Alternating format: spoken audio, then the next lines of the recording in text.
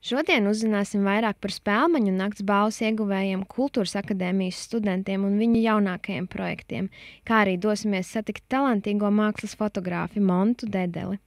Visi kopā vēlēsim daudz laimes 10-gadu jubilejā Gadam Mansards un sarunā ar galveno redaktoru Jāni Ogu noskaidrosim, kā literatūras cienītāji atzīmē šo apaļo skaitli. Rubrikā Afiša uzzināsim, kādus kultūras un mākslas pasākums iespējams apmeklēt šonedēļ, kā arī kādi jaunumi mūs sagaida nākotnē. Nāc līdzi!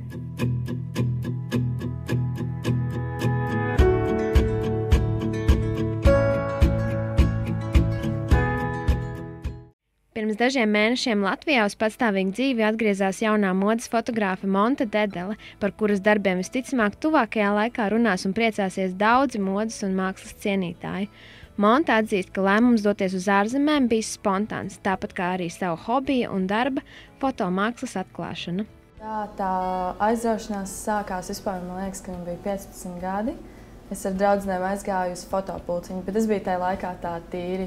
Jā, mēs visi ejam uz fotopulciņu, tas ir ļoti forši, un tad tas tā kā arī piebiedrojos tam visam pasākumam.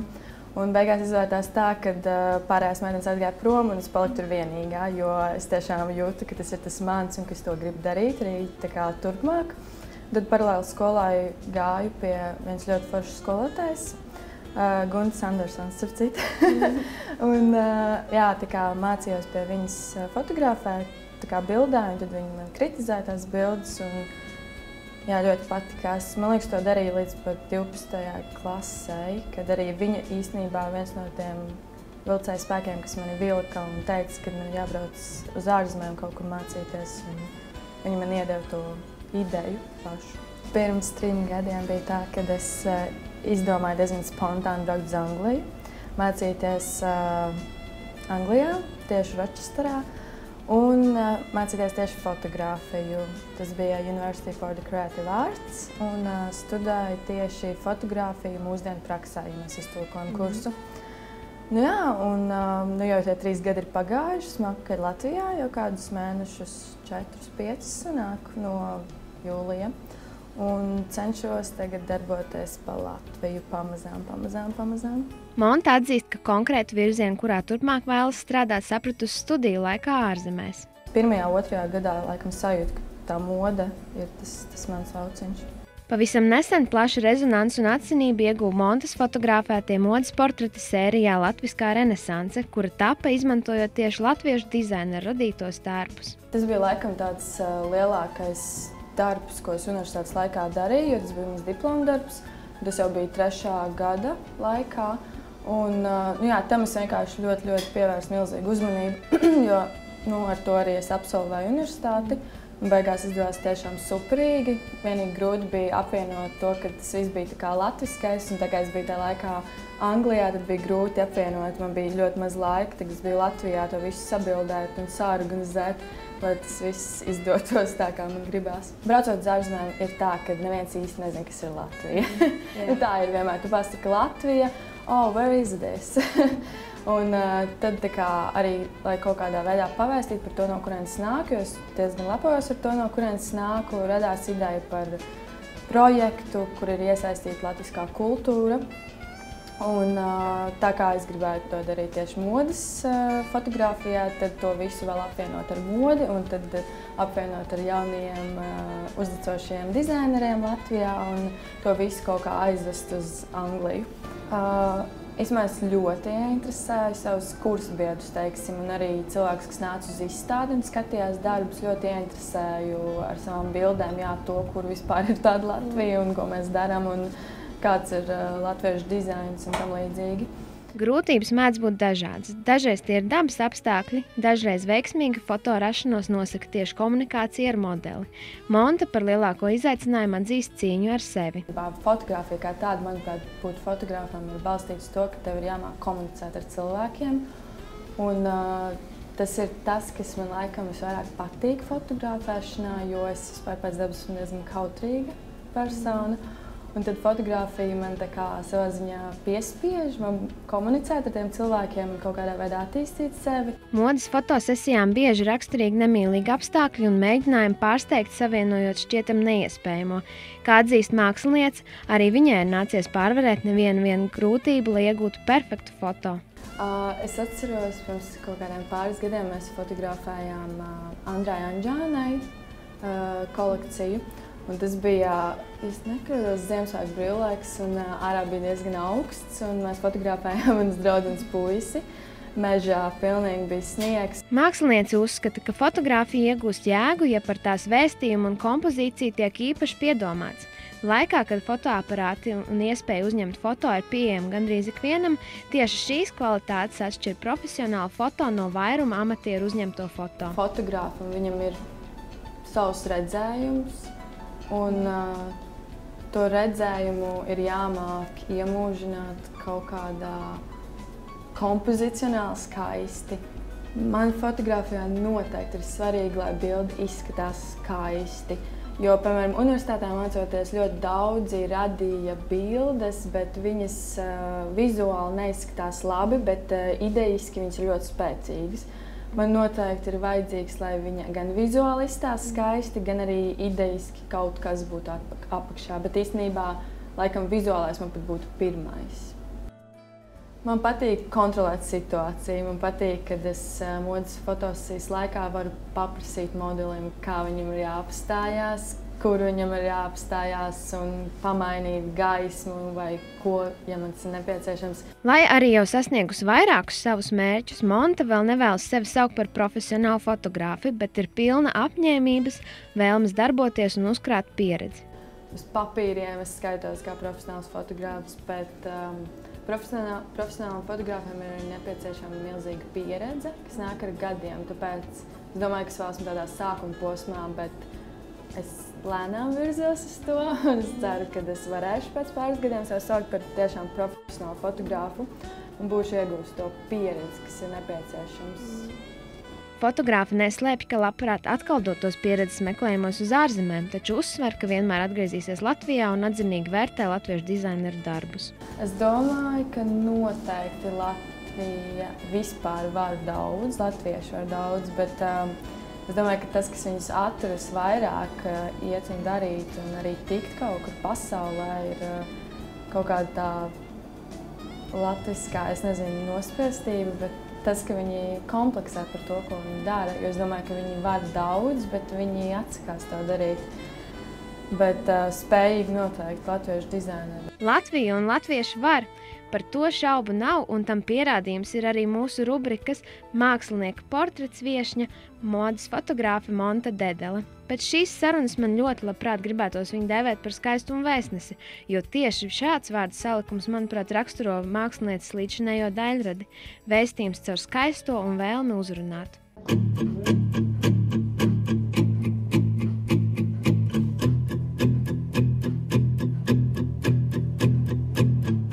Dizaina studijā Mākonis jau 3. gadu notiek inteliģences meistarklases. Vaicājām studijas īpašniecei Anitai Grasei pastāstīt vairāk par šo pasākumu būtību, kā arī to, kas veicinājis šādas tradīcijas izveidošanos. Mūsu cilvēkiem nav iespēja uzzināt par mūsu vēsturi, par kultūru, par mākslu tikai no grāmatām. Un tāpēc mēs dodam tādu iespēju, ka ļoti labu lektoru vadībā, faktiski tās arī tāpēc saucās par meistarklasēm, ka katrs lektors improvizē un stāsta tīri subjektīvi to, kā viņš saprot šo te mākslas vēsturi, arhitektūras vēsturi un kopumā kultūras vēsturi.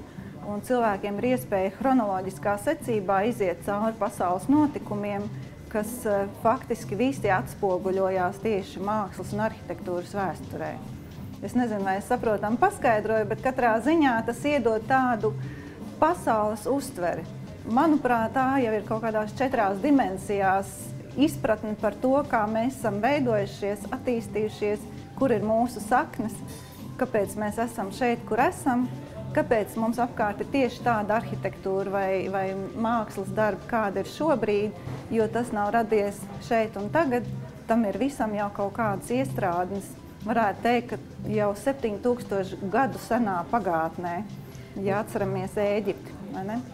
Šobrīd iespējams noklausīties 2 lekciju ciklus par kultūru vēsturi un pašizpratni. Nākošajā nedēļā interesanti aicināt pievienoties meistarklasē lekciju ciklā Kultūra vēsture, kurā skanēs lasījums par senās Romas ideāliem un misiju, imperialismu, romanizāciju un globalizāciju. Katru lasījumu sagatavo savā nozarē atzīts profesionālis. Jā, mums ir ļoti populāri lektori no Latvijas Universitātes, un viens no tiem ir Valdis Segliņš, kas ir ģeoloģijas doktors. Un viņš ārkārtīgi interesanti stāsta par megalītiem, par seno Ēģipti, un tieši rīt būs arī jauna tēma Asīrija, senā austrumu civilizācija.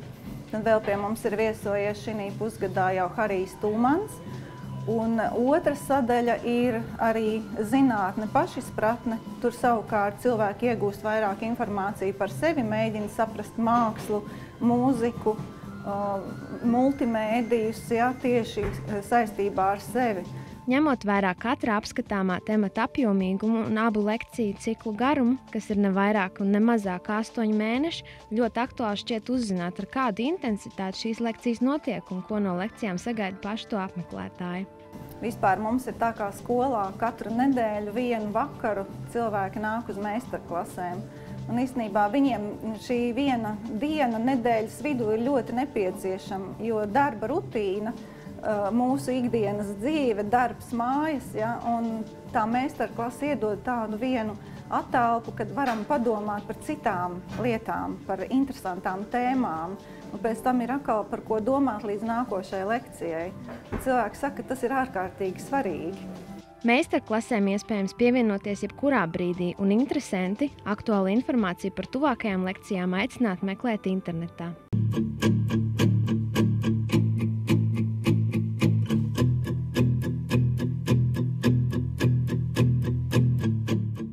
Šī gada Spēlmeņu nakts balvas pasniegšanā apbalvojumu par gada sasniegumu laikmetīgajā dejā saņēma Olga Žitluhinas laikmetīgās dejas izrāde Ārā, kas ir veidot kopā ar Latvijas Kultūras akadēmijas laikmetīgās dejas horeogrāfijas nodaļas 4. kursa studentiem un radošo komandu, kuras sastāvā ir tādi plašāk zinām vārdi kā Juris Kaukulis, Gins Gabrāns un Šeila.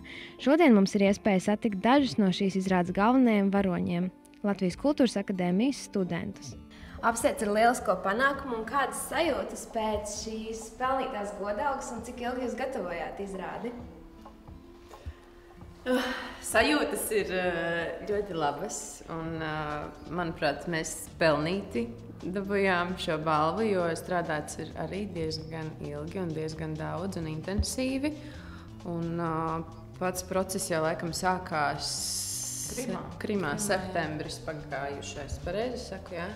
Man liekas, jā, Krimā sākās pagājušajā gadā, un tad mēs atbraucām, un tad mēs turpinājām veselu mēnesi vēl vienu, un tad jau rādījām. Un esam, man liekas, tikpat kā gads ir nepagājis. Jā, vairāk nekā gads, kopš mēs rādām. Mums bija novembrī pirmizrāde. 8. novembris, ja nekļūdos, jā. Un vai vēl būs iespējams šo uzvedumu ārā noskatīties? Būs iespēja 18. decembrī. 2 izrādes būs 7. un 9. Un iespējams, ka arī janvārī, bet to tad vēl mēs redzēsim. Tas, kad nāks tuvāk. Jā, uzzināt, kad nāks tuvāk. Es gribēju jautāt, cik bieži jūs kā viens kurs strādājat pie kopīgiem uzvedumiem? Vai ārā bija izņēmums, ja tā ir jūsu ikdiena? Mums palielam katru semestri ir kursa darbs, kas ir tieši, ka mēs visi grupā strādājam, un ar mums strādā kāds horeogrāfs, kas ir piesaistīts no malas, vai kāds no vietējiem, vai arī kāds viespasniedzējs, kas ir atbraucis un strādājis ar mums, un tad palielam, jā, mums sanāk diezgan aktīvi grupā arī darboties, ne tikai ar saviem kompozīcijas darbiem. Viens no projektiem, pie kura šobrīd strādā jaunie mākslinieki, ir video deja. Viens no nosacījumiem, palielam, ir tas, ka mēs atdarbojamies ar sevi studentiem. Mums katram ir dot komanda. Mums ir dots operators, producents, scenārists, kādam arī režisors, kādam varbūt vairāk operatoru, citam mazāk, un arī mums ir pašiem arī izvēle, mēs vēlamies kopā sastrādāties vai nē.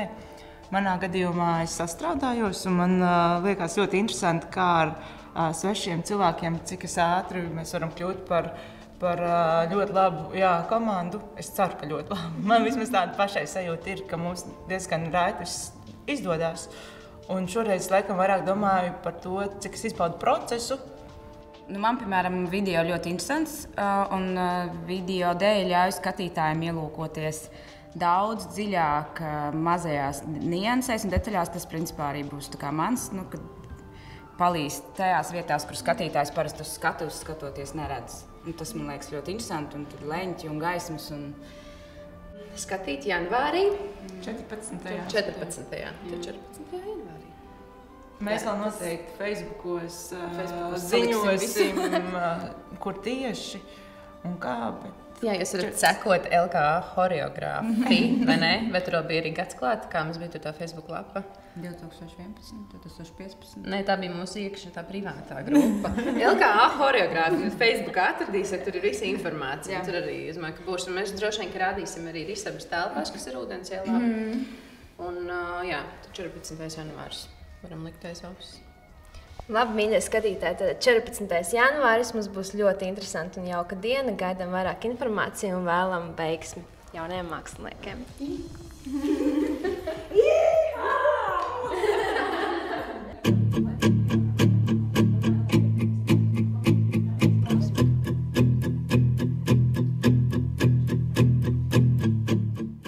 Rubrikā Esam viesos dodamies uz grāmatu un kultūru preču māju Mansards Nice Place, lai sveiktu Apgādu Mansards 10 gadu jubilejā.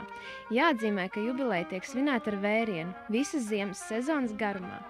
Mūs ar gardu kafiju cienāja un labi vēlējumus apaļajā jubilejā pieņēma Apgāda galvenais redaktors Jānis Oga. Viņu aicinājām pastāstīt, kas pirms 10 gadiem iedvesmoja Apgāda tapšanu un kādas grāmatas šajā patiešām nice place iespējams atrast.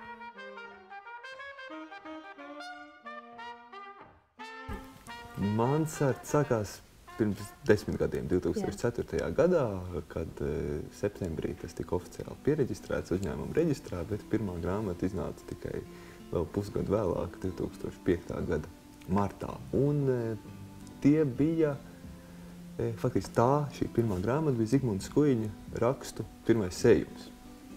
Un Zigmunds Skuiņa raksti 10 sējumos ilgu laiku bija mugurkauls, uz kā turējās Mansards, un izdošana noslēdzās tikai 2011. gadā, sasniedzot visu 10 sējumus. Un tā ideja bija pavisam skaidra, ka mēs gribam izdot Zigmunda Skuiņa darbu apkopojumu, jo mēs esam paši tuvu pazīstami, un Zigmunds Skuiņš ļoti daudz nozīmē man pašam, gan man personīgi, gan arī profesionālajā izaugsmē. Un pirms tam strādāju grāmatu apgādā Atēna, vadīju latviešu literatūras nodaļu, ja var tā teikt, jo mēs tur bijām 4 cilvēki un katram savu nodaļu. Bet dažādu iemeslu pēc Atēna nevarēja uzņemties šo darbu, un tajā brīdī samazināja vispār oriģinālu literatūras apjomus, un bija pilnīgi skaidrs, ja reiz 30. gados Vilim Vācim varēja būt Apgāds, kas izdod viņa darbus. Saucās Kaija, kāpēc gan Skuiņam nevarētu būt Mansards. Un tā tas sākās sākotnēji kā vaļasprieks līdz tekus citiem darbiem, bet arvien vairāk paplašinājās apjomi, un šobrīd 10 gadu laikā esam izdevuši vairāk nekā 300 grāmatas, pēdējo gadu laikā vidēji 40 katru gadu, gan latviešu literatūru, prózu, dzeju, tulkojumus, un arī dokumentālo prózu, kultūra vēsturisks izdevums, grāmatas par kino, arī žurnālu, kino raksti, arī teātrim veltītus izdevumus un daudz ko citu. Bet tā galvenā misija, nekautrēsimies šī vārda, jau no pašiem pirmsākumiem ir izdot latviešu literatūru, izdot grāmatas latviešu valodā, jo lai cik vienkārši, bet patiesi tas skanētu, tad Latvija šeit ir tā vienīgā vieta, kur mēs ar to varam nodarboties un attiecīgi gan rūpējoties par latviešu valodu, gan latviešu literatūru. Tāpēc, īpaši priecīgi esam par tiem autoriem, kur darbi izskan, kuri gūst panākumus. Nevienmēr tas ir atkarīgs tikai no pārdoto eksemplāru skaita vai balvām. Protams, mēs priecājamies arī par to, bet mēs priecājamies un uzskatām, ka par veiksmīgi ir uzskatāma katra grāmata, par kuru runā. Agrāk vai vēlāk, tas var notikt arī pēc vairākiem gadiem pēc iznākšanas. Vēlējāmies uzzināt vairāk par jauno rakstnieku un dzejnieku iespējām pilnveidoties un izdot savus debijas darbus, kā arī izdibināt, kāda aktuāla literāra darbi nonāks lasītāju rokās tuvā nākotnē. Protams, to problēmu ir daudz un dikti, un par to mums vajadzētu runāt garu un plaši, bet es domāju, ka ir pārvarēts kaut kāds krīzes punkts, kas varbūt bija gan saistībā ar ekonomiskiem apstākļiem, ka arvien vairāk gados jaunu rakstnieku raksta, un nevis raksta to vaļasprieku līmenī, bet jau ar apziņu, ka vēlas tam veltīt savu profesionālo dzīvi. Un te liela pateicība mēs esam parādā Rakstnieku savienības literārajai akadēmijai un meistardarbnīcas vadītājiem, kur gadu gaitā ir profesionāli rakstnieki, kā Nora Ikstena, Inga Ābele, Laima Muktupāve, Ieva Melgava, Ronalds Briedis un citi, rūpējušies tieši par to, lai šie nevairs vienmēr obligāti gados jauni, bet saucamie iesācēji rakstnieki gūtu to profesionālo pieredzi un meistardarbnīcās bieži vien to profesionālu rakstnieku pieskārienu, ko var dot tikai kolēģis, ko nevar iemācīties nevienā skolā. Un no šādiem šo rakstnieku vidus ir izauguši šobrīd tādi profesionāli rakstnieki kā Osvalds Zebris, piemēram, kurš jau ir publicējis 3. grāmatu un cerams sasniegs arī panākumus starptautiski. Un tāpat mēs priecājamies par visām tām debijas grāmatām, ko mēs esam izdevuši, sākot ar dzejniekiem, Annu Fomu un Tomu Treibergu un beidzot ar prozaiķiem kā Jānu Joņevu un šogad vēl un nākamgad pirmajā pusē klajā nāks Viļa Kasima pirmais romāns un Dainas Tabūnas stāstu krājums. Tāpat Kristīnas Želvas stāstu krājums, kas ilgu laiku kaut kādu iemeslu pēc bija staigājis pa apgādiem, neatrodot dzirdīgas ausis, bet pēc tam pat tas nekas, ka grāmatās iznākšanas brīdī faktiski bija jau 7 gadus veca. Tas bija īstais brīdis, kad to izdot. Īstais brīdis, iespējams, paskatīties uz Kristīnas Želvas aprakstīto laiku. Un jā, tā katrai grāmatai arī ir savs liktenis. Runājot par grāmatu likteņiem, mūs interesē, vai apgāda Mansards ir zināma meistarības atslēga, kas ļauj paredzēt grāmatas veiksmi vai neveiksmi, jo tieši šis apgāds ir izdevis iespējams šobrīd Latvijā vienu no viskaļāk izskanējušajiem literārajiem darbiem – Jāņa Joneva romānu Jelgava 94. To ir ļoti, ļoti grūti paredzēt un pat bagāti, stipri tradīcijām, bagāti un seni amerikāņu vai Lielbritānijas apgādes saka, ka lielais vairums grāmatu ir kā šāviens tumsā un to nevar pateikt un īpaši tas ir ar pirmajām grāmatām. Bet par Joņevu, jā, teiksim to, ka tas ir, tā ir kaut kāda, zināmā mērā, oža. Saņēmām manuskriptu un bija skaidrs, ka tā ir grāmata, bet to, ka tā iegūst tiešām tik nedalītu gan lasītāju, gan kritiķu mīlestību un balvas, jā, tam ir grūti noticēt. Tehnoloģiskajām iespējām arvien attīstoties par nemainīgu aktualitāti gan jauniešu, gan literatūras mīļotāju vidū kļūst grāmatu lasīšana e-vidē. Vaicājām, kur meklēt labus resursus un kādi jaunumi sagaidām virtuālajos grāmatu plauktos drīzumā, kā arī redaktoru viedokli par šo lasīšanas formātu. Pašam ļoti patīk e-grāmatas un parasti es lasu e-lasītājā vai nu manuskriptus vai grāmatas, ja es dodos kaut kur ārpus pilsētas vai ārpus valsts un nav iespējams vienmēr paņemt līdzi fizisko grāmatu. Un man liekas, ka daudziem, tā skaitā jauniešiem, e-grāmatas varētu būt vēl jaunatklājums, jo arī šī nozare ļoti attīstās, tā vairs nav tikai teksta lasīšana uz ekrāna.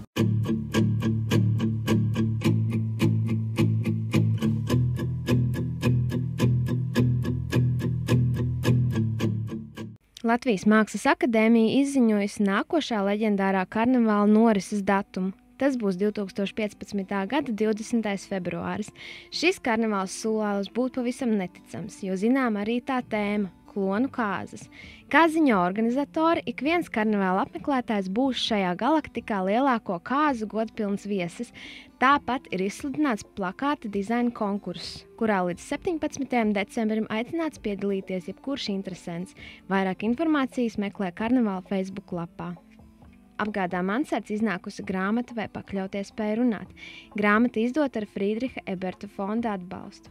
Eseju Vai pakļauties spēj runāt Spivaka sarakstīja 1983. gadā kā pamatu lekcijai. Tā tika publicēta 1988. gadā.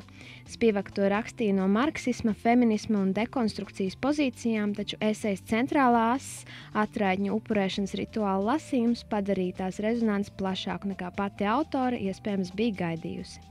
Sīriešu un irākiešu bēgļu krīzi ANO nodēvēja par lielāko humanitāro katastrofu pēdējās dekādēs. Labdarības akcija Zvaigzne austrumos mērķis ir sagatavot 3000 dāvaniņas sīriešu un irākiešu bēgļu bērniem. Ik viens aicināts sekot rīcības plānam, kas atrodams mājaslapā zvaigzneaustrumos.lv un sagatavot kurpju kastē ievietot dāvanu bērnam kādā no vecuma grupām. Plānots, ka dāvanas galamērķi sasniegs Zvaigznes dienā. Kas ir viena kurpju kaste? Nekas daudz, bet tā vienam bērnam var dot cerību un ticību labajam. Apvienība Multen Kulten, kas daudzus gadus veidoja animācijas darbnīcas bērniem, kino muzejā un citur, ir izveidojusi savu animācijas studiju, kurā dažādu vecumu cilvēki var veidot animācijas filmas profesionāļu vadībā. Kā savā Facebook profilā vēsta paši organizatori, ideja to izveidot radās vadot jauniešu animācijas darbnīcas projektā Rīgas kino, kur bērni un jaunieši izrādījuši lielu interesi par animāciju un filmu mākslu. Visi animēt gribētāji laipni gaidīt atvērto durvju dienās šo sestdien 6. decembrī Elizabetes ielā 14 no 12.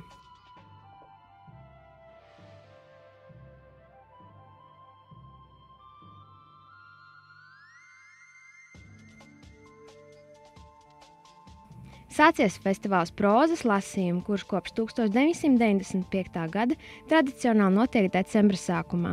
Tas ir pasākums, kurš no neliela lasījuma vakara Andreja Upīša dzimšanas dienas atcerēja ir pārtapis vairāku dienu prozas festivālā, kura laikā dažādos pasākumos ar savu jaunāko darbu vai to fragmentu lasījumiem uzstājas dažādu paudžu Latvijas rakstnieki un viesautori no citām Eiropas valstīm.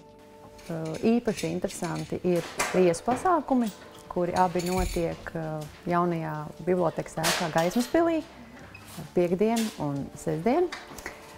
Savukārt pašmāju autors iespējams dzirdēt ir visas darba dienas, tātad sākot jau no vakardienas līdz pat svētdienai. Pasākuma noslēguma lasījums un laureātu paziņošana un balvu pasniegšana notiks Dicas Balčus teātru studijā Trīs māsas Zirgu ielām.